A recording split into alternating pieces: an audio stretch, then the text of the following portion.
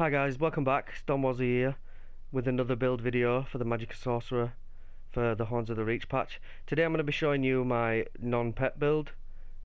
So first of all I'm going to show you the stats. We are sat on 46.6k Magicka, 17k health, 10k stamina, 3099 spell damage, 45.8% critical, and 961 recovery. So I'm gonna go over the gear. So on the front bar we have 4 Moon Dancer. That's the lightning staff and the 3 jewelry.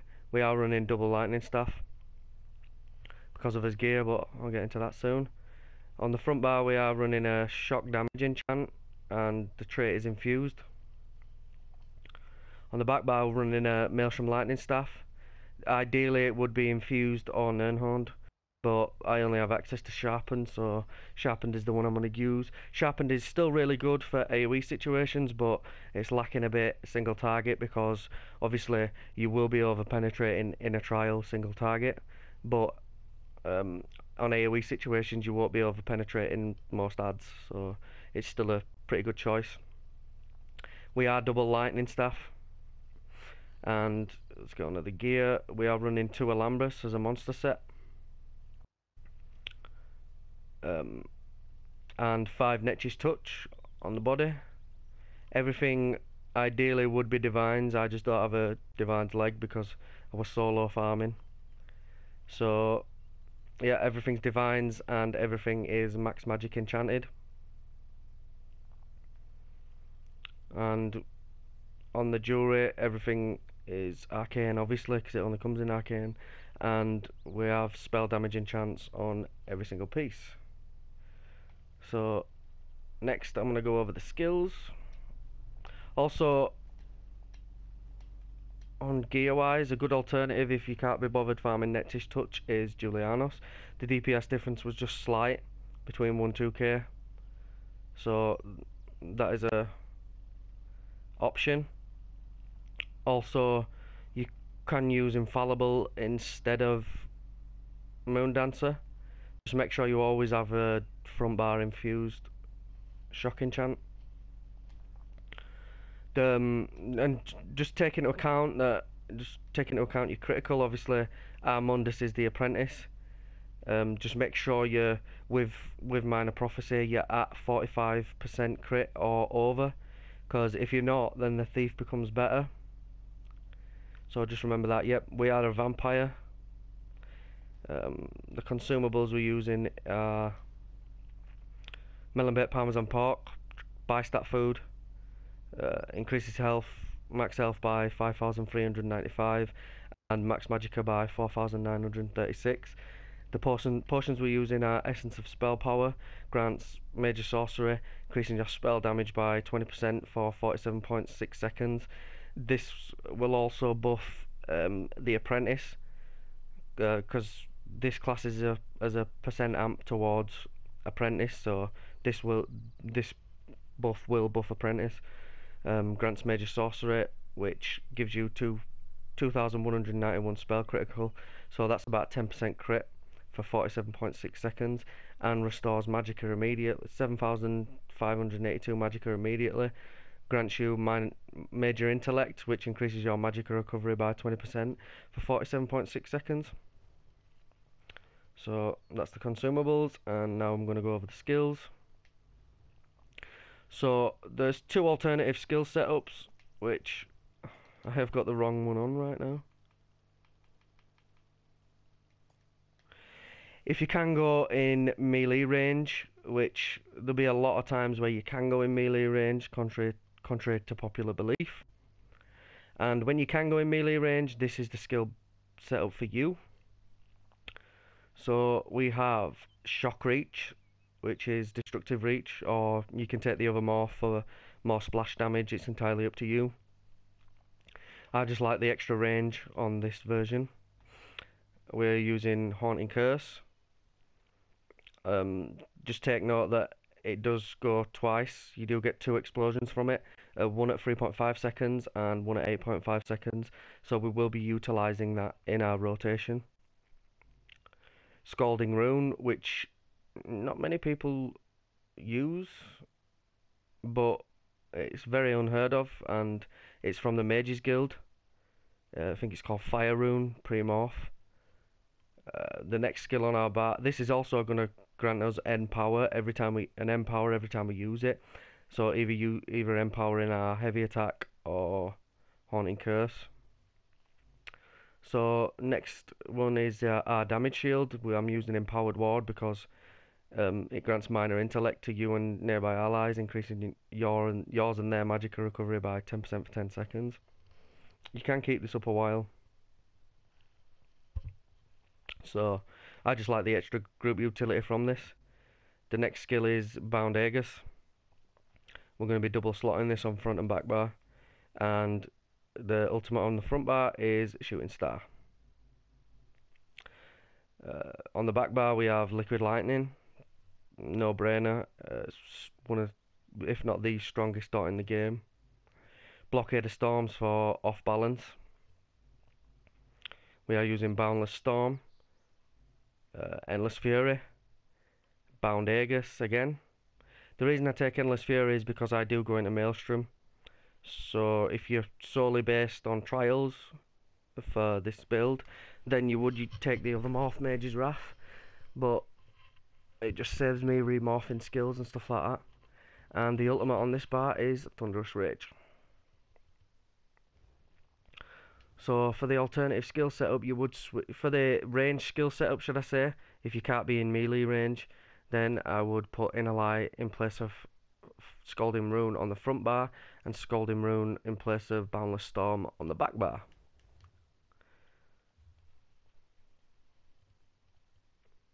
So now I'm going to get into the champion points. So we have 40 points into Warlord, 75 points into Arcanist and Tenacity. Just remember that anything over 75 points is an absolute waste. So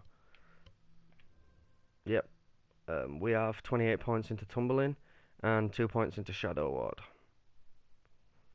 These points are entirely up to you, Tumbling, Shadow Ward and Warlord. So just spread them about however you feel comfortable. These two are just the important ones, Arcanist and Tenacity. We have 44 points in Elfborn, 56 points in Elemental Expert, 42 points in Spell Erosion, excuse me, 3 points into Master at Arms, 75 points into Thaumaturge, 51 points into Ironclad, 49 points into Elemental Defender and Hardy, 40 points into Thick-Skinned, 3 points into Expert Defender and 28 points into Bastion. But the red tree is entirely up to you, whatever you feel comfortable with. Just make sure that you're hitting jump points. So now I'm going to go over the rotation. Actually, I'm going to show some passives first.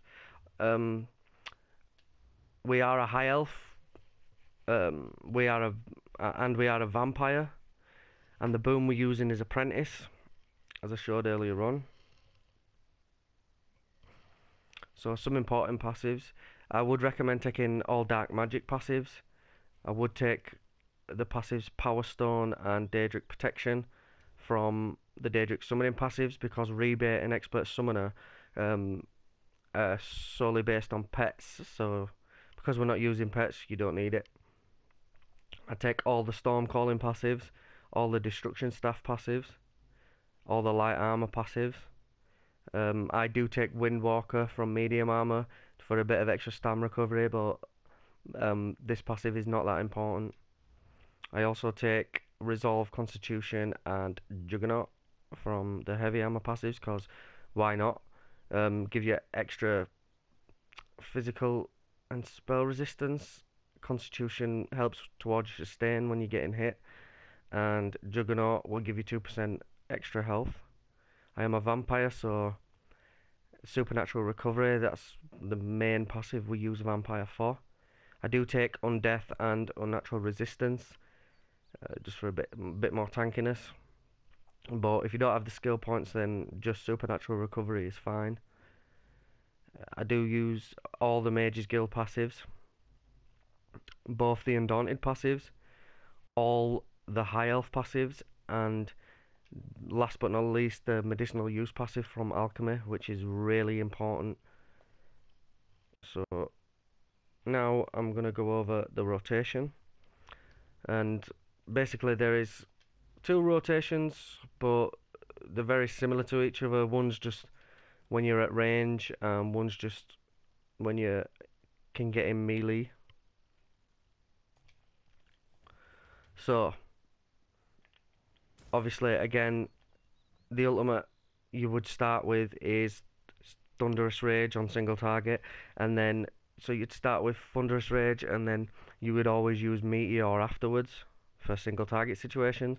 But if you're in long lengthy like trash situations, then just keep using Thunderous Rage.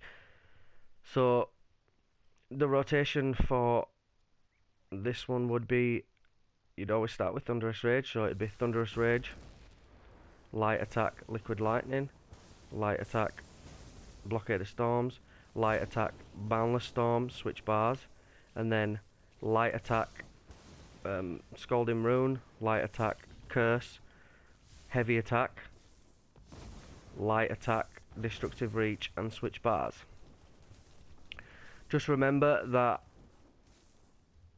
Boundless Storm has a 20-second duration, so you don't need to cast this every time, because if you do, you will run out of magicka really quickly.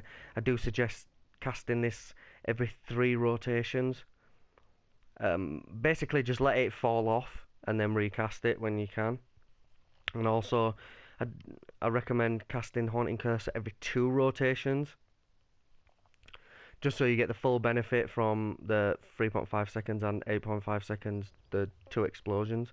So how it would go would be, I'll show you the rotation again, so I'll show you it quickly. So it'd be like this,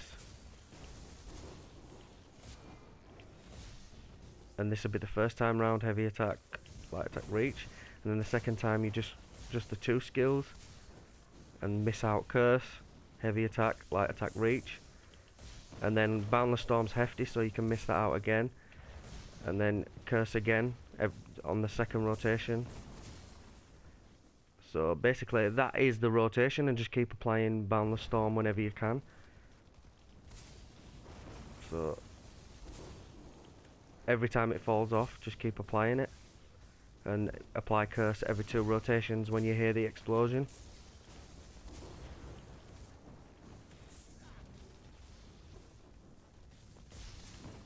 So for the melee version, for the range version of this, you are going to want to swap Inner Light to the front bar when I come out of combat.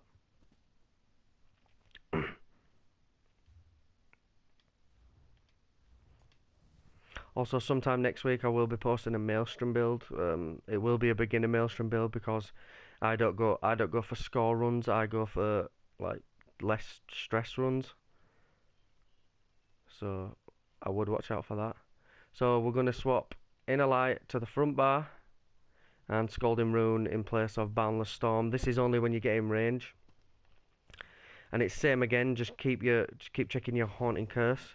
Just keep checking the timer, because you're going to want to utilize the duration of it, because it seems to me it's more DPS than just casting it every rotation. So same again, you would start with the ultimate, Light Attack, Liquid Lightning, Light Attack, Blockade of Storms, Light Attack, Scalding Rune. So you're always using the 3 dots on the back bar for the range rotation, and then swap to the front bar, and then you're going to want to Light Attack, Curse, Heavy Attack, Light Attack, Destructive Reach, switch bars, and then same again, 3 dots, switch bars. But because the Curse is still active, you just switch bars, Heavy Attack, Light Attack, Light Attack, Destructive Reach, and then same again. When my dummy comes back, I didn't realise I killed him. So yeah, same again, always the dots on the back bar. And then reapply curse when it comes back up. And there you have it. So now I'm going to show you execute phase. And execute phase applies solely to both, so it don't really matter. Come on, I'm not spamming this. Right, so I'll put the skills back right. So in execute phase, you're going to want to use shooting star as soon as possible. So try to get it so when you switch back to this bar, it's around about 400k. So you can use your shooting star. So you would reapply your dots, reapply curse, shooting star, still do your heavy attack. And if you get to 300k, then you're going to want to miss your heavy attack out. So it would be this, curse, reach, and then reapply your dots straight away. By the time you get to execute phase, the Boundless Storm should already still be up. So if it still has a bit of a duration left, then just reapply Liquid Lightning, Blockade, and then spam Mage's Wrath or Endless Fury for the win. And just keep spamming it. The execute phase may take quite some time, but just keep spamming it. If you don't think you're going to kill the dummy in time, I would just reapply Blockade and then keep spamming your execute. But other than that, that is the rotation. So thank you for watching, guys, and as always, if there's any questions about the build that I haven't gone over in this video, please leave in the comments and I will answer every single question. If you have any feedback for my content, anything you'd like to see, just remember my Maelstrom build will be up next week. I'm just testing it for easier runs. So just let me know in the comments any thoughts you have, any ideas, anything you want to see, anything that I don't put in the build videos that you would like to see. And thank you for watching. I'll see you next time. Thanks, guys. Bye.